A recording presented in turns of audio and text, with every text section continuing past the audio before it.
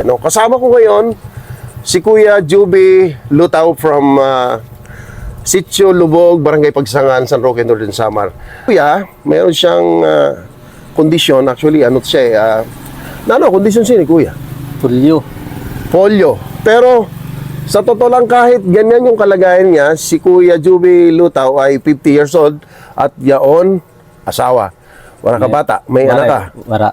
So nga ni Kuya, nagpabulong ka o nagpagamot ka sa dito, nagpa-check up? Waray. Waray sa ito mga kuan.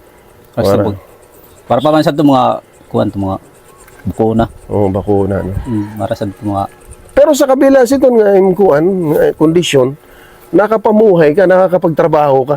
Ano nito yung kuan, ano ito yung hugot? Ano yung pinakabasihan mo na ano nga, nahimo mo ito?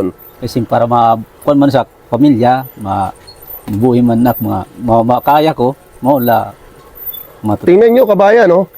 Ang ibig sabihin nun, sa kabila ng ganyang kalagayan, ipapakita ko po yung ilang mga clips kung saan siya nagtatrabaho, kung paano niya ginagawa yung araw-araw na ginagawa niya. Nakakabilib si Juby kasi nakakapagtrabaho siya. So, ito po yung kailangan natin tulungan. So, ngayon, tayo po ay napagdesisyonan na bigyan natin si Kuya ng wheelchair. Para naman po magamit niya kung ano man ang pwede niyang gawin, makapunta sa bayan at makapag-rolling diyan man. Kung gyapon So dahil hindi ko po dala ang wheelchair, dadalhin natin dito sa mga ilang araw lang para magamit ni Kuya. At the same time, tutulong pa tayo. Kuya Joby, ano masasabi mo sa mga tutulong sa'yo? Kung may man mabulig sa salamat. Kung mayon matulog makonsak maluoy. Ayun. So tatagalugin ko. Ang ibig sabihin ni Kuya, kung meron pong tutulong, maraming salamat daw po.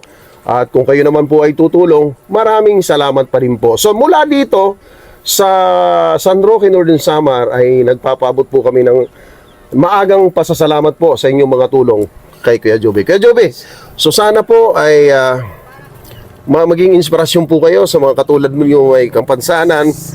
Meron pong ganyang tawag dito, kalagayan, para po maging bahagi din po sila na makapagtrabaho din sila, na kahit ganyan kayo ay nakakapagtrabaho kayo sa normal na pamaraan. Marami pong salamat ha, Kuya. Salamat man. Sige po.